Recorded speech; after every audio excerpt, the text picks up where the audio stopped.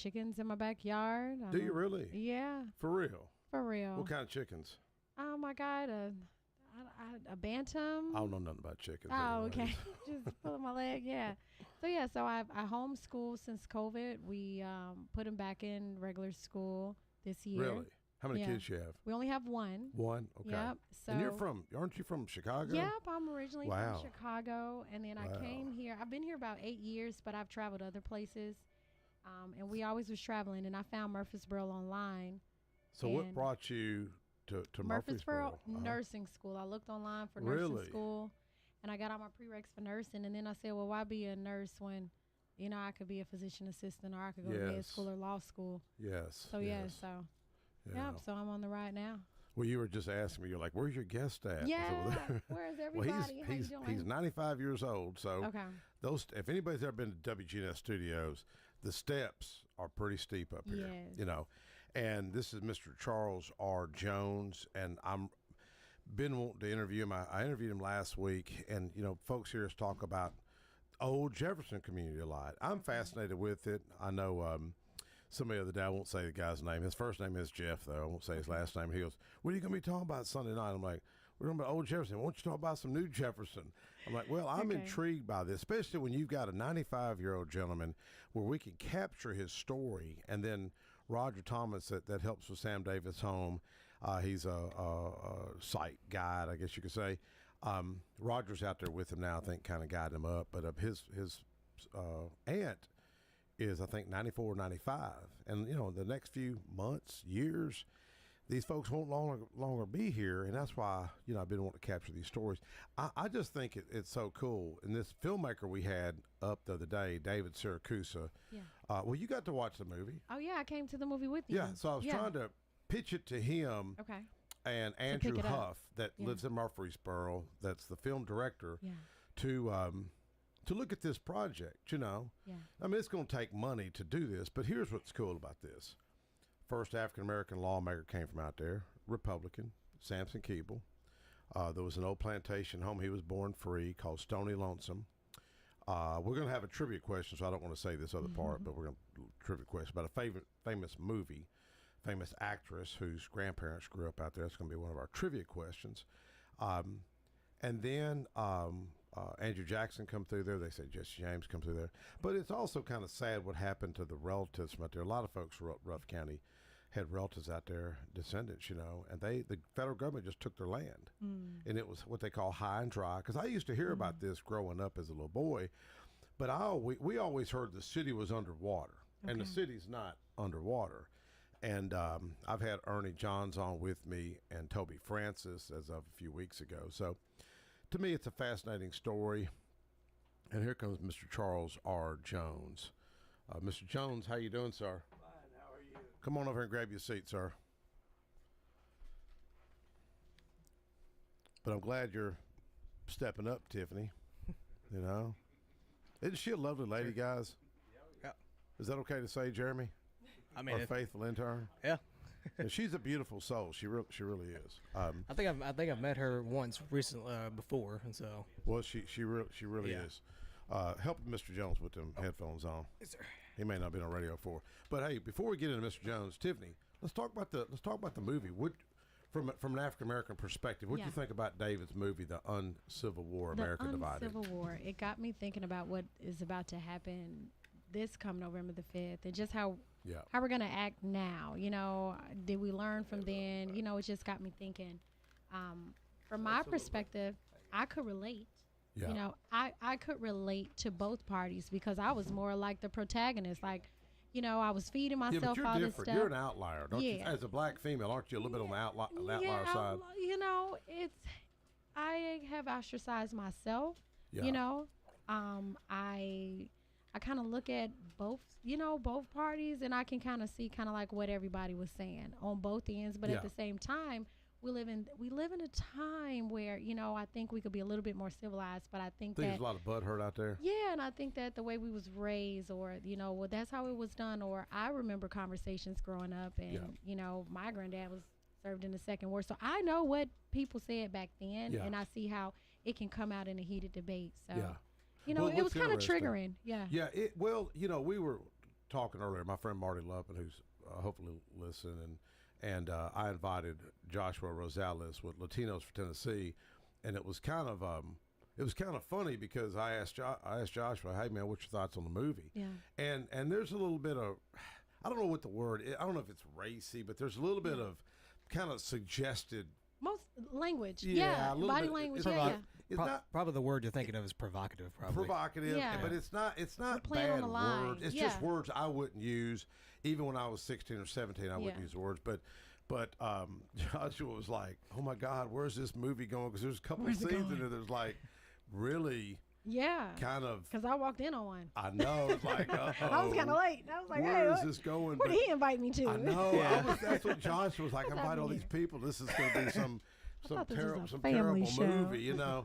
And but Brenda, my friend Brenda Bryant, and she's coming in right now. You know, she's a pastor, and I think she asked somebody, did Mike preview that meeting before he's seen it? And here comes Brenda now, and she's no girl over here. Come here, over on this side. You ever been on radio before? No. Apparently not. You learned your way around, but it is kind of funny because the movie, if he'd have left some of that, it'd have been a better movie. With all due respect to David, if he's listening, he's down in Florida, but I was telling Mr. Jones and Brenda, you know, I often talk about synchronicities, God wink moments, strange coincidences, because for him to reach out to me, and I've been talking about lack of civility, and I call it butt hurt. A lot of people get feelings hurt, and a lot of it's in leadership, a lot of it's elected officials, and so for him to reach out of 7 million people, and they just happen to pick Smyrna. I've been talking about lack of civility, Right. and the movie's about really civility. But at the end of the movie, there really is a coming together, and They never changed their perspective. The protagonist was still hard headed. He was still. well, he stuck was a little bit better after he Yeah. got beat up. Yeah, he still was the same to me. Well, but it was kind of. I think the best scene in that movie was him and Byron, who played African American, Yeah. who was really upset about George Floyd and Yeah. Black Lives Matter and all that. And then Tom, who's played by David. David, you know, is the protagonist. getting upset. Yeah, the lead you know. character. And there's a lot of people I could see who would play him. Marty Luffman. Marty would get all fired up. And, Joe Lux, I just left Joe. He called me about 6 weeks ago, all fired up about politics and upset. And I said, brother, you got to chill. You need to go get you a loaf of bread and go down to Faith Santa Marina and just feed some ducks or something. And just, you can't let this stuff get to you. Right. And I think that's what the movie, you know, is kind of like preparing us again for, because here comes the election again, and here comes what we don't want to talk about. And, you know, and now we have new people at the table. I hear freshmen talking about politics. Okay, they're at odds with their parents, you know, like with Socrates back in the days of Athens, right? They're in, you know, I'm sorry, go ahead. Jump in if you want to say something. Oh, no. What'd you think about the movie, Brenda? Just be straight up now. Don't pull no Well, punches. I think the message was generally good. It's just some of the things I think could have been left out. Yeah. You know, Like what? Like the sex things. This is a family show. Yeah. But it's life. It's a part of life, and it's like we live in a racy life right now. Well, right? it doesn't have to be on the front end. Right. I think we need to teach more about purity and holiness. And Of course. girls saving themselves. I think, you know, we need to go back to the way it used to be. When I was growing up, you would have never, you know, seen a movie. She was 61. The Hoochie Mama. She was 61, by the way. 61. I'm 67. Oh, I'm not saying she's old. I'm saying she's 67.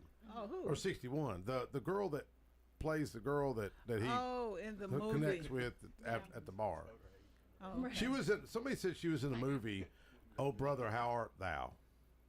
She was one of the girls in that movie, but it had a great message, don't you think? Yeah, like I said, how do you think your wife would have reacted? Oh, she'd have walked out. Yeah. Oh, man, for real. I'm glad my wife went with me. Exactly. My wife would have walked out. So I don't get the privilege of Okay. Well, my wife may be listening. I need to be careful. Yeah. Yeah. Happy birthday to my wife. She was celebrated. Well, I can say her age, but she had a birthday yesterday. We've been desensitized Yeah. to sin. Yeah. And it's time to turn that around. Yeah, exactly. And it's going to take us opening up our mouth and speaking to these young people. You ain't scared to speak up, are you? Of course not. Well, hey, tell listeners before we get into Mr. Jones about your church. You went through a big setback. We all have setbacks in our life. You've been through a lot here lately. Well, the past few years, you lost your husband, then your church burned down. Yes, two very traumatic events. But even in the midst of all of that, I just say I trust God. Yeah. And if he had a choice to come back right now, I know he'd say, I don't want to come back. Yeah. Because it's so beautiful up in heaven. But yes, that church, when the church was burnt down, that was pretty traumatic in and of itself. I'm just thankful that we got out of there alive, because I found out that it happened maybe 20 minutes after we left the church. We had just left the church, and from what the firemen said, it exploded. So you really wouldn't have had enough time to get out. So God was with us. I thank God for that, and nobody was hurt, although we lost everything. But the good thing is, not one Bible. You know how these iron chairs are right here? They were like ashes, but not one Bible nor the pulpit burnt down. And the crosses. I still have the wooden cross with the burn smell on it Still above my got desk. smell. Yes, but isn't that just happenstance? Isn't that just coincidental? About the Bibles? Oh, they're not burning. No, I think that was a sign from God that He's watching over us. Amen. He's protecting us, and that He's always with us. So I look at that as a positive sign. Then you had a kind of a blessing right after that lady called you the next morning, right? Oh yes. Apparently, a young lady, she was driving by that night, and she talked to her boss the next day and told him about what happened. And they called us the next day and said that, and offered us a place for our ministry to be at, which is where we are right now on Bain Avenue. And they said they wouldn't charge us anything for 6 months. And then after 6 months, if we wanted to continue to stay there, we could. So, Amen. Isn't that just coincidence, though? Of course not. That's the hand of God moving. Amen. Isn't that cool? Yeah. Before we take our first break, we're going to do a trivia question. Roger is going to give out a trivia question. What was the one you wanted to come up with about? This is for our Wings of Freedom Fish Fry. Their tickets are $50, so be ready to call 893-1450 if you got the answer. Go ahead and come up with the. Since it is going to be the Jefferson, more or less Jefferson theme tonight, old Jefferson. Okay, there was a movie. Everybody remembers the Wizard of Oz, Dorothy. Okay, everybody remembers her. Did y'all know her roots? Y'all know her family was some of her family is from old Jefferson. Would y'all know their last name and her real last name? The girl who played Dorothy. You want to see if not Judy Garland. Her real name. Nobody's going to get that. That's hard. Dorothy Hunter. No, that's my aunt. And she's probably listening. Well, do another one. Do another one. Okay. Sam Davis home. This will be the second one. Okay. What was a famous line that Sam Davis was famous for? It was his last words. His last words before he went to the gallows. Anybody know that saying? He had a little saying there, and it's written in the museum there. So, if you've been there, you'll know what it is. And I know you've been there because you spoke there before. That's right. But anyways, anybody knows that one? Right. Anybody knows that? You can't that one, let us know. So if you get either one of those, I think it's 2 tickets to the fish fry. Charles. Am I right, Mike? 893-1450. And Tiffany, let's go ahead and take our first break. We'll be right back.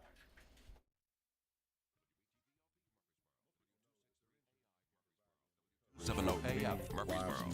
But I can help you also unlock discounts, save money, and get benefits with Farmers Insurance policy perks. Whether we're discussing home or auto insurance, I am here to help you understand these great perks. Call me, Mark Lewis, at 615-625-7070 for a quote, and you can get a whole lot of something with Farmers policy perks. We are farmers. Bum, bum, bum, bum, bum, bum. Not available in every state. Only available with select Farmers branded policies underwritten by Farmers Truck or Fire Insurance Exchanges or affiliates. My wife and I enjoy going by Yard Sale Inc. We usually go to both locations, the one in Smyrna as well as the one in Murfreesboro. A lot of times on Saturday mornings we stop by, and their inventory changes weekly, so you never know what you're going to see, and it's mostly open box. The name fits it. It's exactly that. It's a yard sale. If you don't totally agree with the price, the staff is always friendly and nice and willing to work with you. That's the Yard Sale store in Smyrna at 111 Enon Springs Road West, in Murfreesboro at 204 South Front Street, and online at bestdealintown.com. Hello and buenos dias. I'm Lisette Lopez, your bilingual real estate agent at Keller Williams Murfreesboro. I specialize in helping you make informed decisions that align with your goals. I'm offering free classes from how to fix your credit to investing to create generational wealth. Start your real estate journey with Lisette Lopez today. Call me at 954-552-4932. The number again is 954-552-4932. Or browse my website at lopezselstn.kw.com. Thank you. Dr. Automotive Auto Repair and Maintenance Mechanic Shop Garage provides car owners in Smyrna, Murfreesboro, Laverne, and the Middle Tennessee area with excellent auto repair services. Deep-rooted experience in serving both foreign and domestic automobiles allows for proper diagnosis in a timely manner. Check them out online at autorepairsmyrna.com, call them at 615-220-0971, or stop on in at 1205 Hazelwood Drive in Smyrna.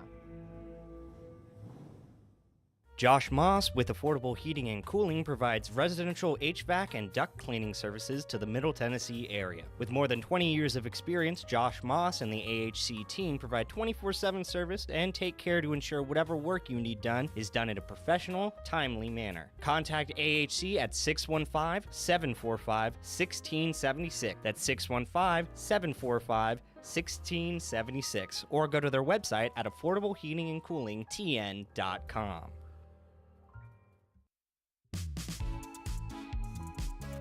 AFFI is Middle Tennessee's premier choice for pest, wildlife, and moisture control. They specialize in those difficult and unique cases. You can reach them by phone at 615-300-2395. That's 615-300-2395. Or stop in at 200 Glenrose Lane in Smyrna.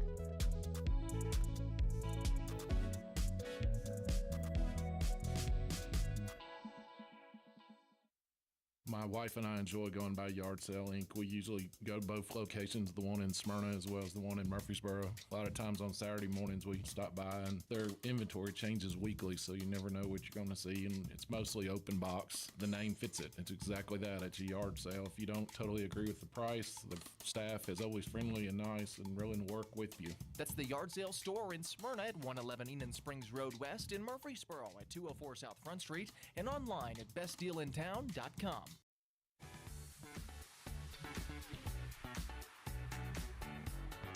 Right. All right, we're back. Conversation Mike Sparks talking with Mr. Charles R. Jones. Mr. Jones, how old are you? If I remember my age correctly, I'm 94. 94 years old. All right. You grew up in Old Jefferson, and you were fixing to tell a story, but I told you to hold off and go ahead and tell it now. About the Model T.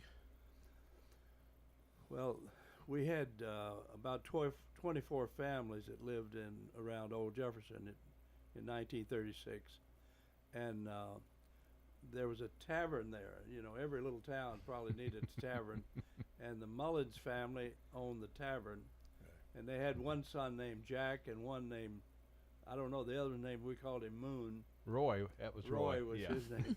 And he bought a T-model convertible, and he would give people a ride, and one day they took up a collection, and I don't know where I got all that money, but I put in a dime toward the gas, and everybody just really looked at me, thought I was crazy putting in that much, because they would probably only buy about a gallon of gas at a time. Back then, gas was 10 or 15 cents a gallon. Wow. So we could go good ways on a Model T and for a buck. Yeah. I mean, for a gallon. Well, Roger, what was you wanting to ask him earlier? That was the thing, but as I was walking in, my uncle, you know, he got killed in Normandy during the war. He actually, and both my uncles, he knew both of them. He went to school with Ed. I said, Ed, was it a year older? My one uncle, and the other one, Bo Buford, he was the one that got killed in the war. You remember him? I was in class with Ed, and Buford was one class ahead of me, or maybe two, but he was in the 4th grade when I was in 3rd, I think. Yeah. That was a lady named Catherine Ward was the teacher. An old Jefferson school. Yeah. And Waldron, I think, was the principal. And he gave the same speech in chapel every time. I was there for about 3 or 4 years, and I think he spoke once a month, and he read 1 Corinthians 13 and told a story. And it was a beautiful story, but he must have thought we were a little slow on the draw. Yeah.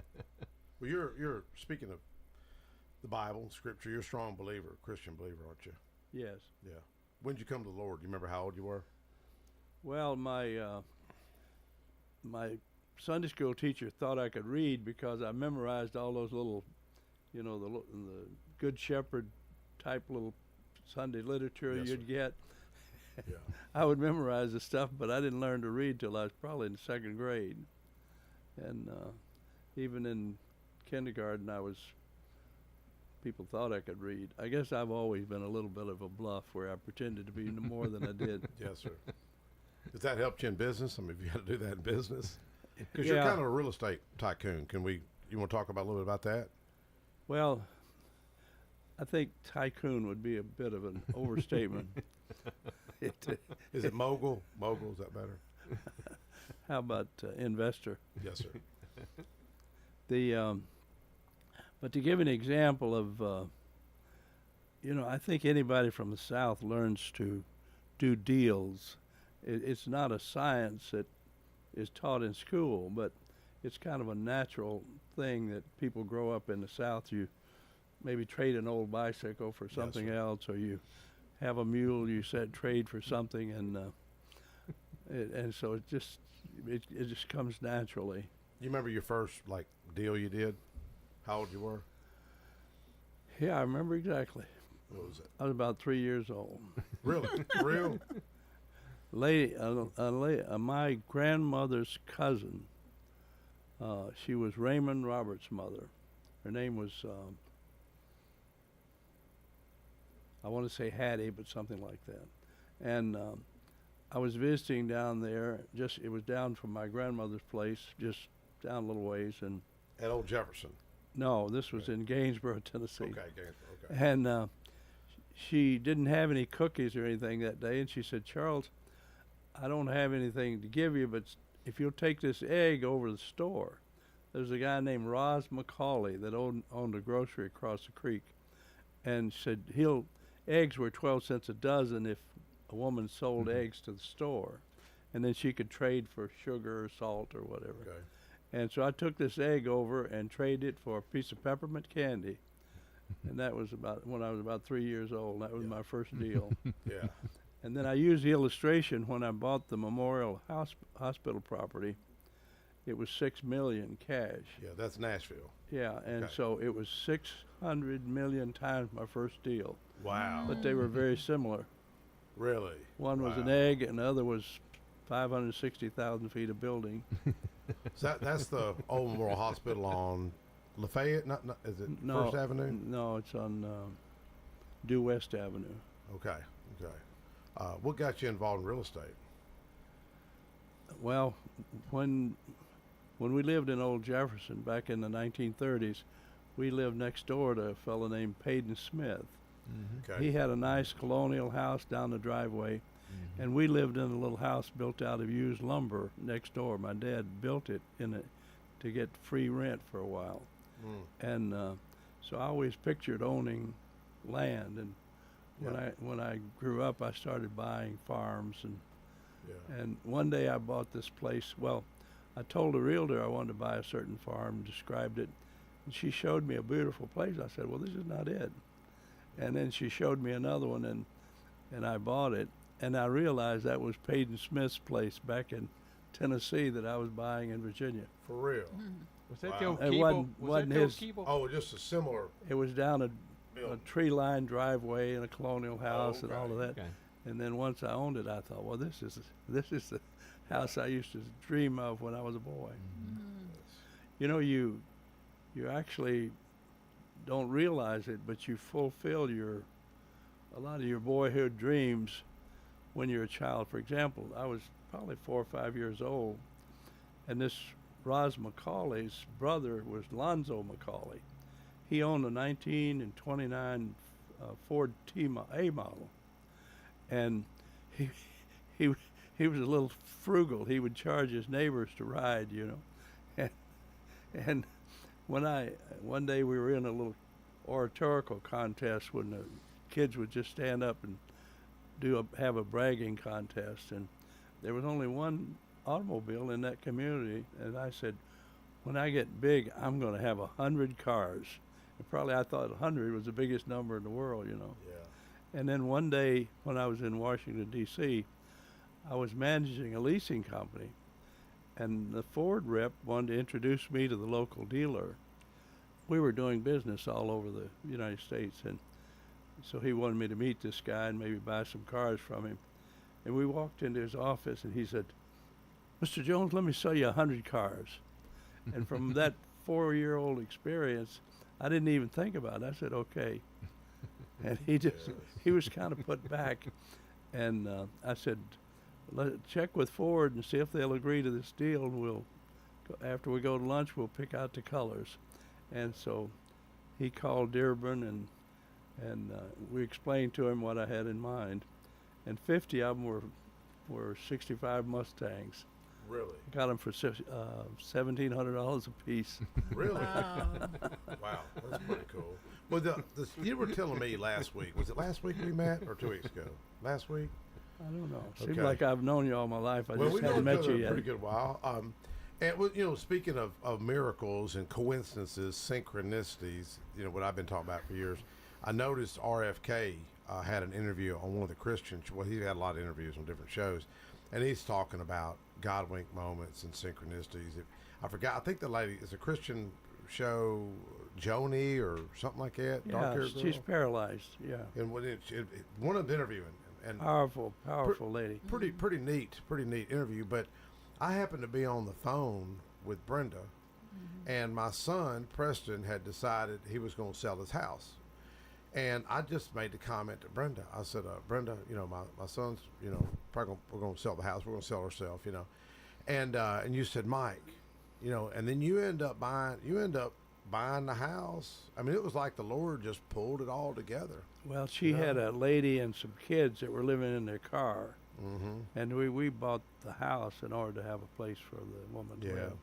Well, you have a heart for people. I know, and I don't know, Brenda, I don't know how much you want to put out there about what he did, the great deed. You may not want to talk about it. I don't know. Well, I think it's a great deed. I think one of the greatest things he did was when he helped people who were low income get out of those payday loans. Yeah. I hate payday loans.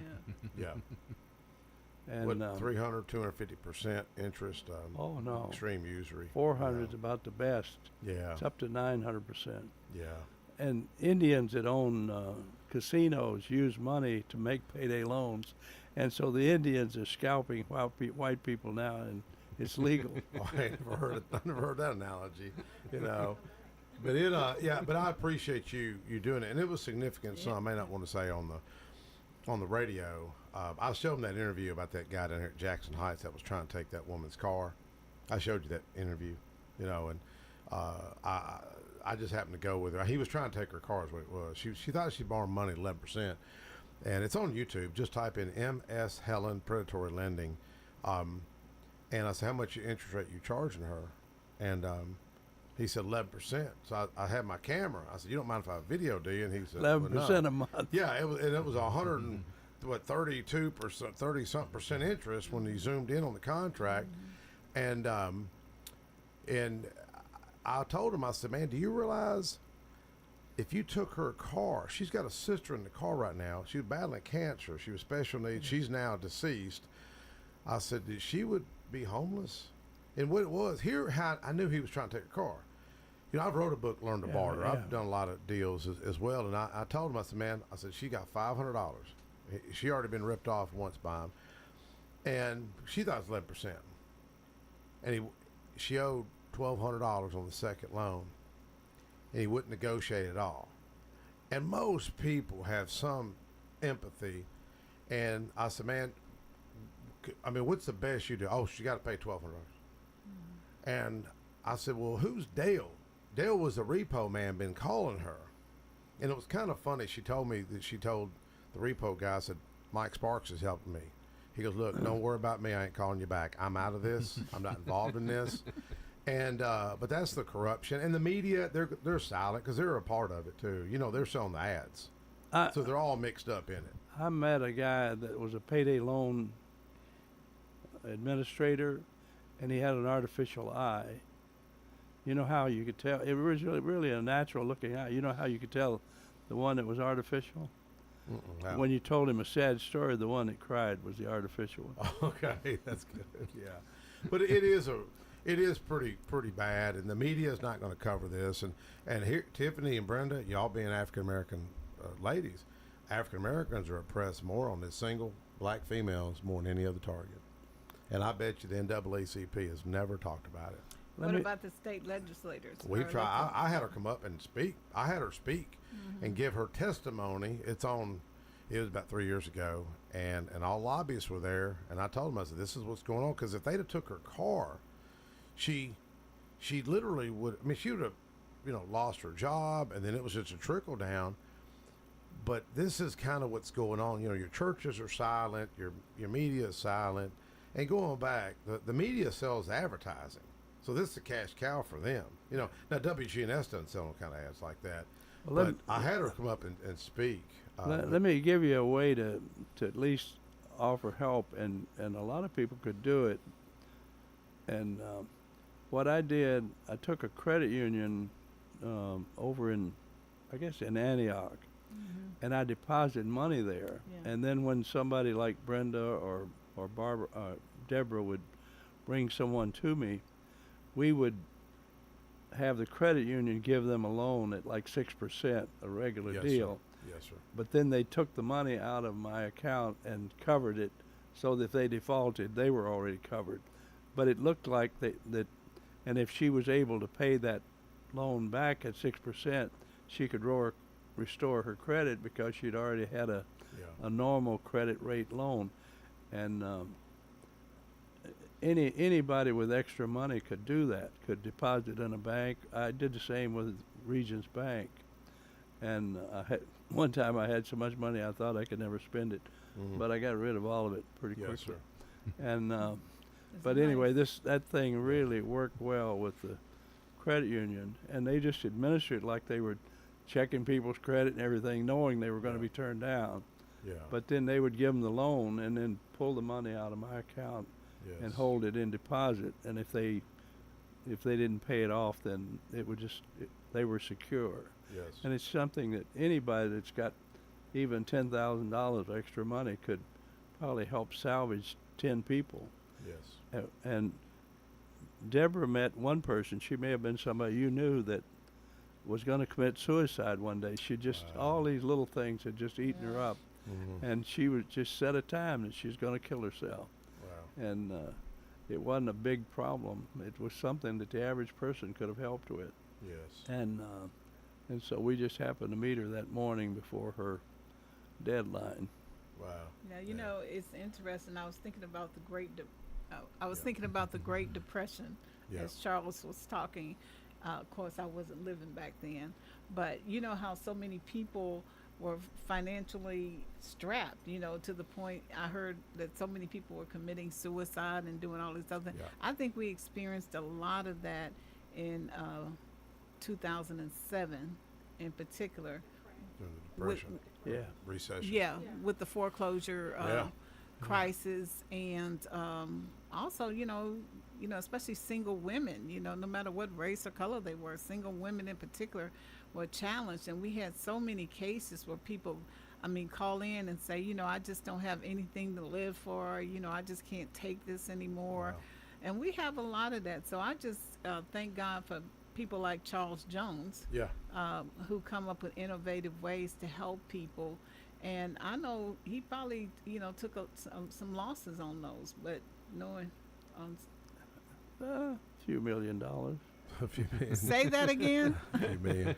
But you know, Brenda's heard me brag on my friend Marty Love, and just left Marty's house. No, excuse me. Not on the payday loans, but on other things. But because you can't take all this stuff with you. Marty, he had needed a car, and I happened to have an extra vehicle. It was my wife's. It was a beautiful Buick, and it was about 2 years ago I carried it over to him.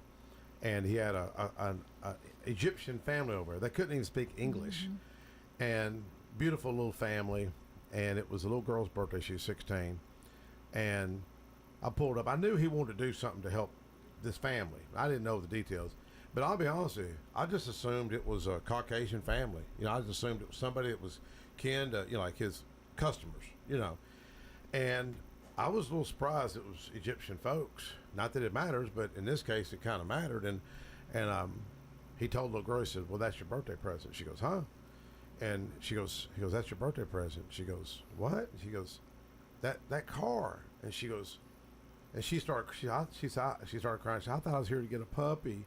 And I told Marty, and Marty's a bull in a china shop, just to be blunt. And I said, Marty, that was your best day today. He goes, no, I've had better days. And you know, and I said, no, from a Christian perspective, you've done something for the least of these. It even surprised me, you know, and because the parents couldn't speak lick English. Beautiful little girl, and she just started crying, and it was really, really sweet. Like I've told him, you can't take his stuff with you. You know, my mother passed a year and a half ago. You're mistaken. You can take it with you. One of the best investments in the world is cryptocurrency. When a Christian is created unto good works and they do good works, it converts the money into an eternal treasure, which is cryptocurrency. Okay. And right. So it's really the best deal in town. This is gold sounds like a good deal, but cryptocurrency is the strongest one. Yeah. If what do you want to be remembered for? You're 94 years young. You've lived a good life. You've helped a lot of people. I'd like to be remembered as becoming an old man before I died. Anything else? No, that's famous enough. That's it.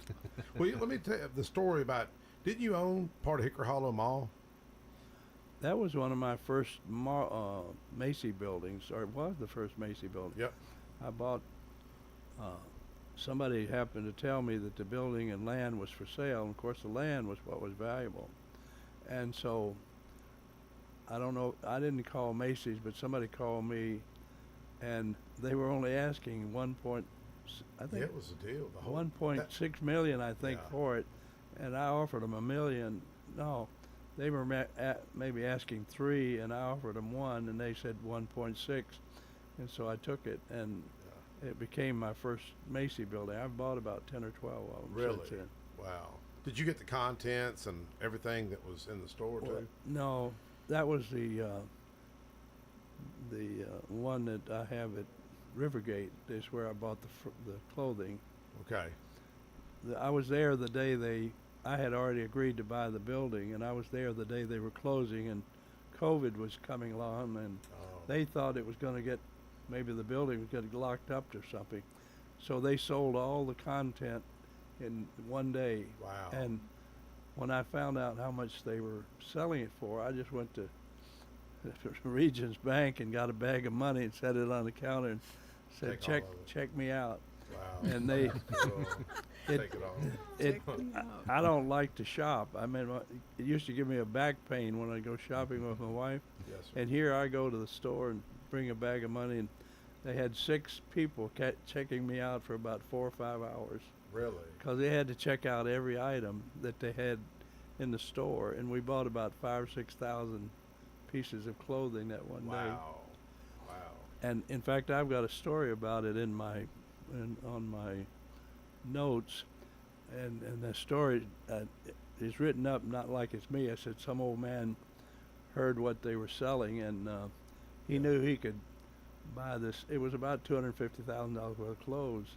Wow. On the tags. Yes, sir. And he knew he could sell it for at least $50,000 profit. Yeah. And so, what was the old man's name in Wonderful Life? The old banker? Potter.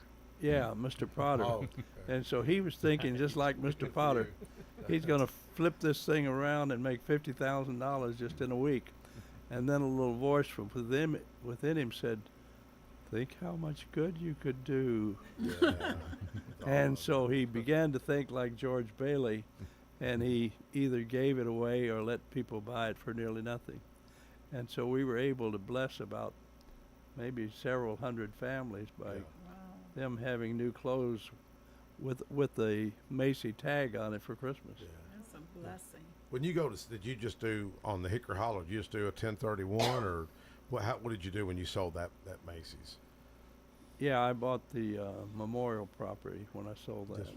And then turn it a 1031 back into that to save, just make on your taxes. Yeah, Okay. yeah. Okay. Well, that's where you had the church at for a long time, wasn't it? No, there's Macy's. another church there. Yeah, there was another one. Where was there. the church I'd been to with you, Brenda? That was at Hickory Hollow.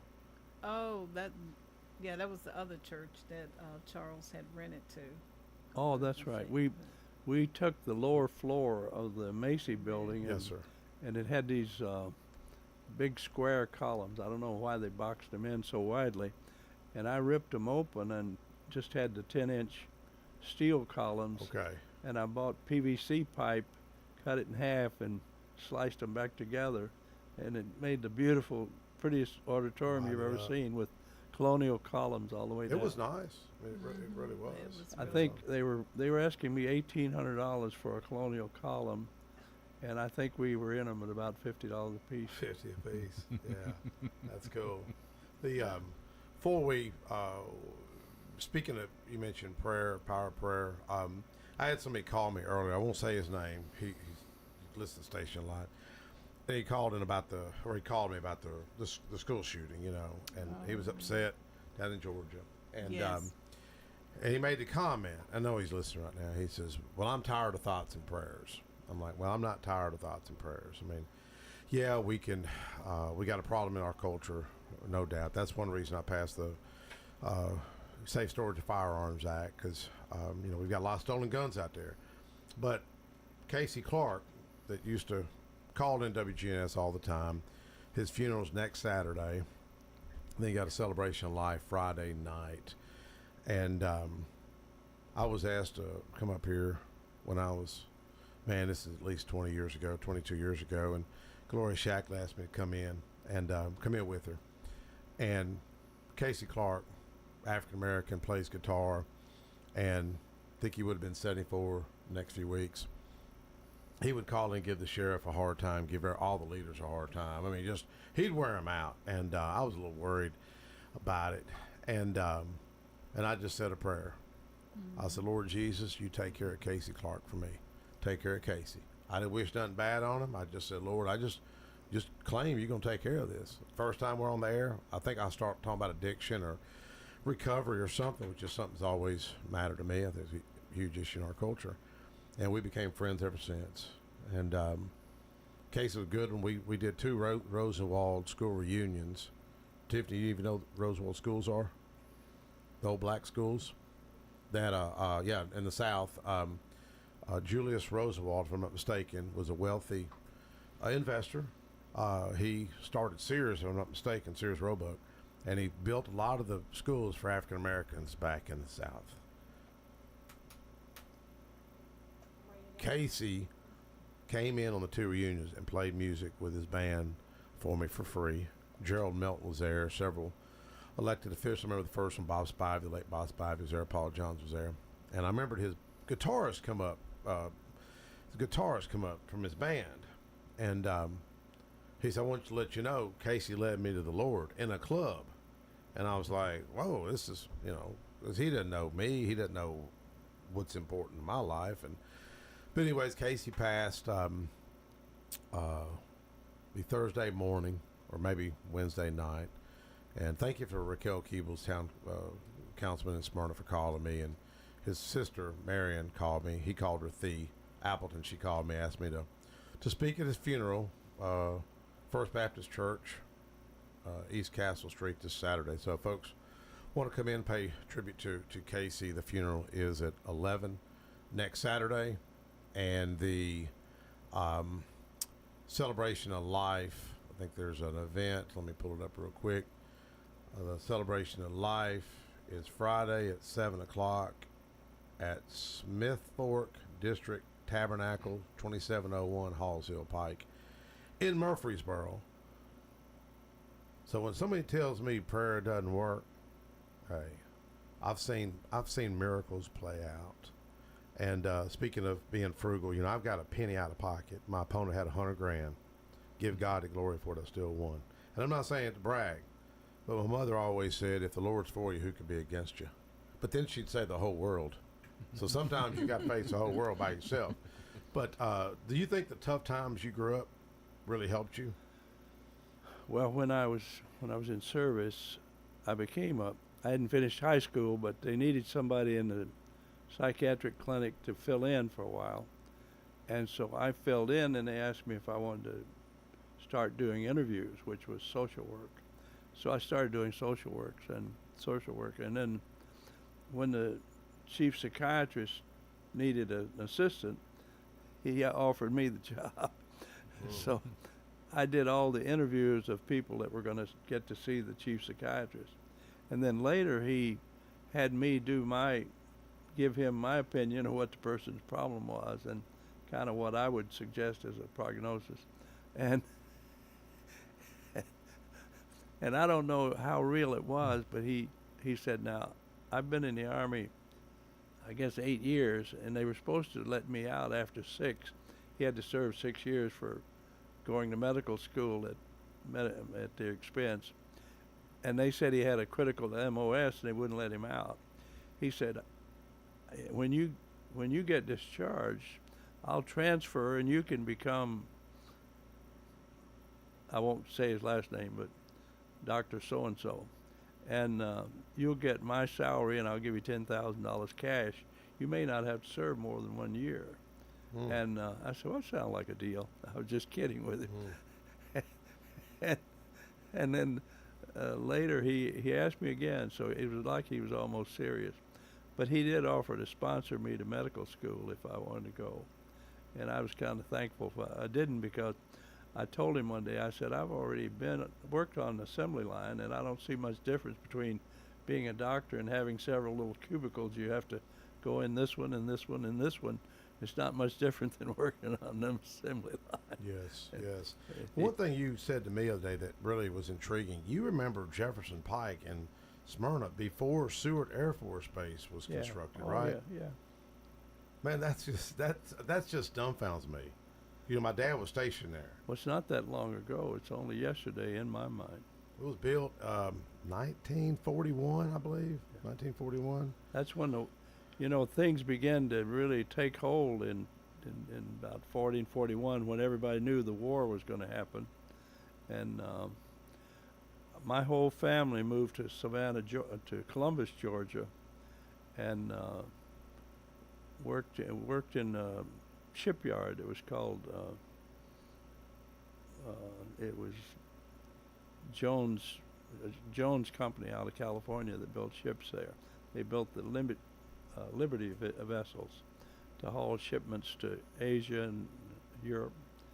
And my mother was a welder, my father was a shipbuilder, and my brother was a welder, and I was a messenger.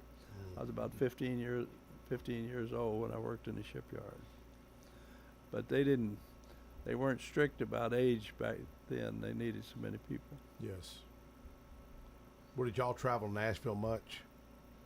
Growing up, did you travel to Nashville much? No, in Old Jefferson, you had town was Smyrna, the city was Murfreesboro, and the big city was Nashville.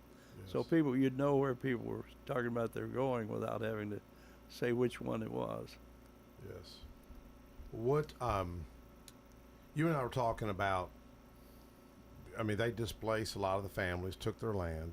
The property's high and dry. A lot of folks, growing up, we always heard there was a city that was underwater. That's the story we had always heard as kids. Is that what you'd hear? That's what he thought it was going to be, but like I said, he was on that tour. Yeah, that's right. That tour went on, and he saw it, and you actually took an additional tour, didn't you, Mike? That's right. We got lost. Yeah, we yeah, got okay, lost. okay.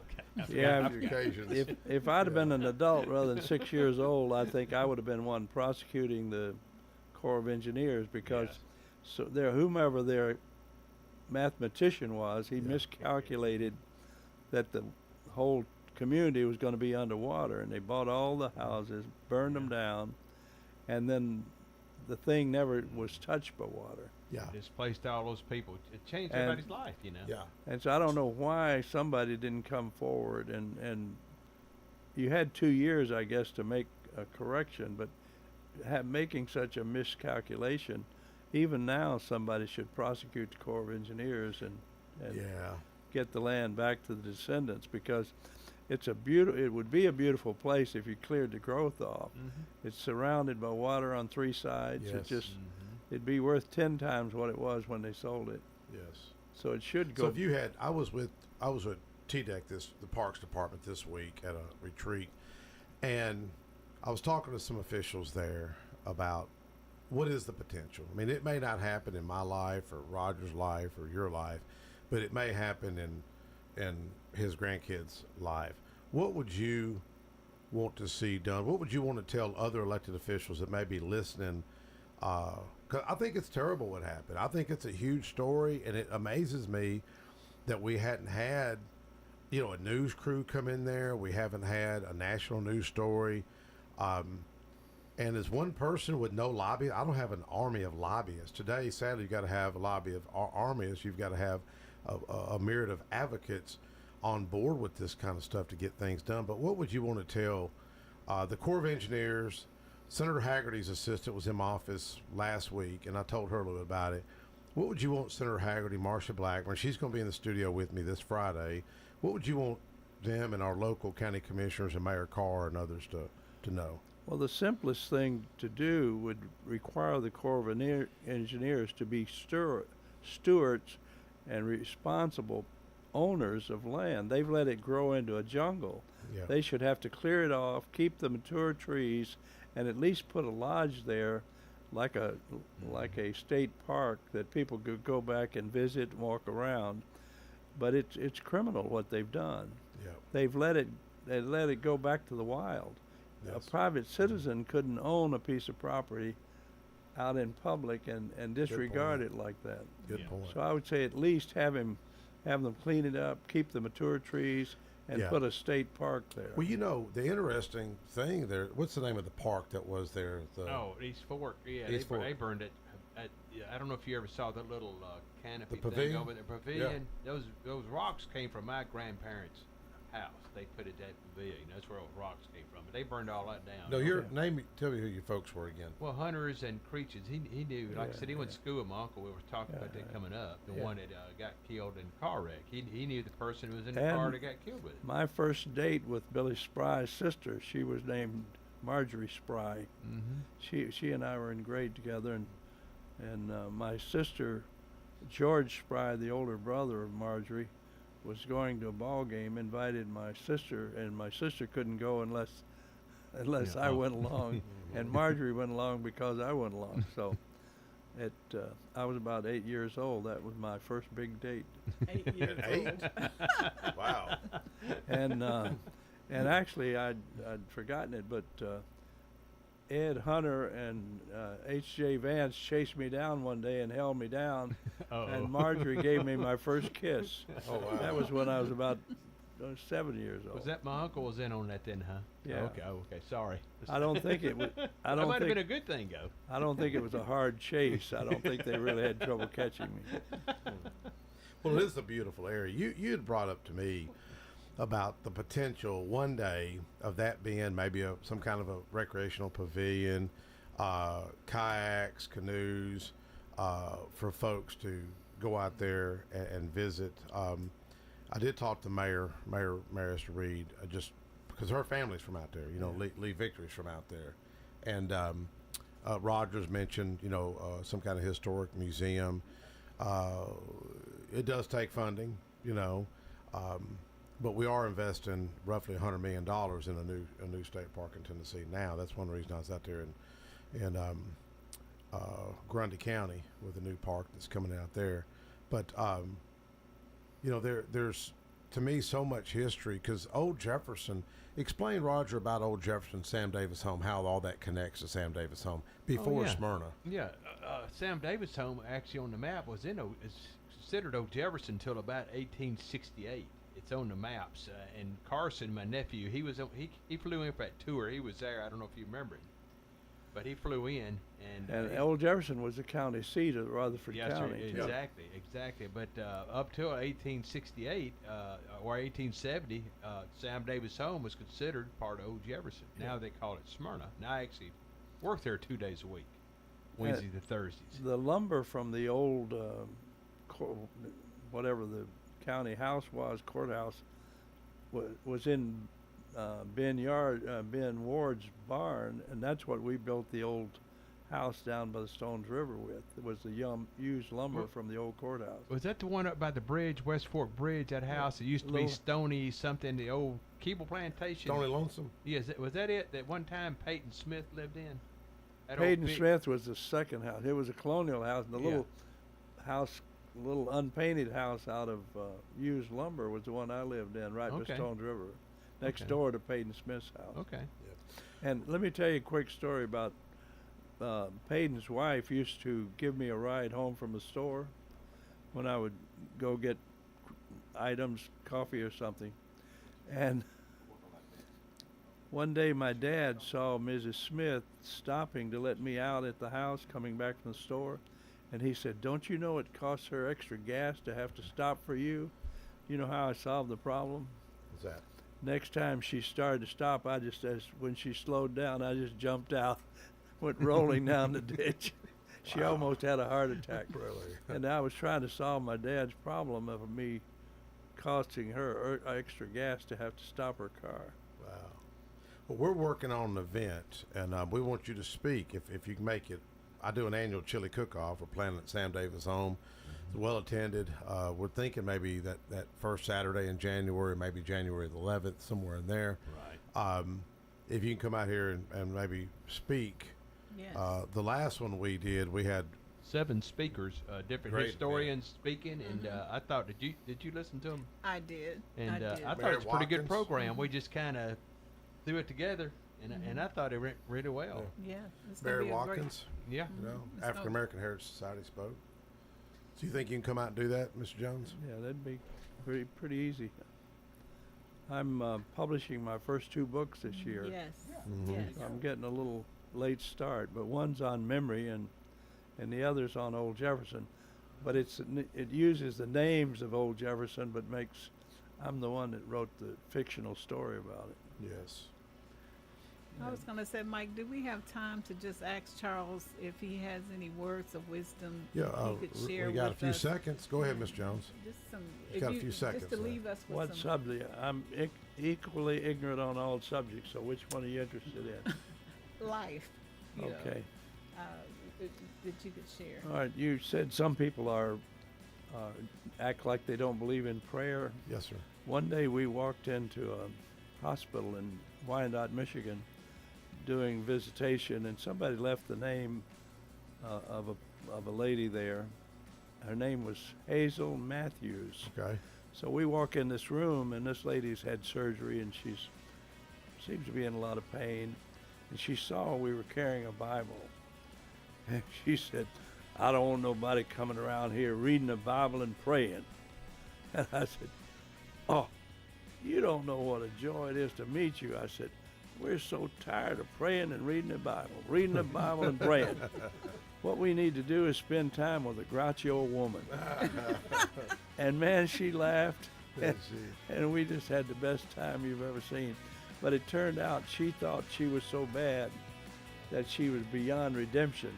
Oh. And when she finally repented and became active in the church, she was an inspiration to every lady there.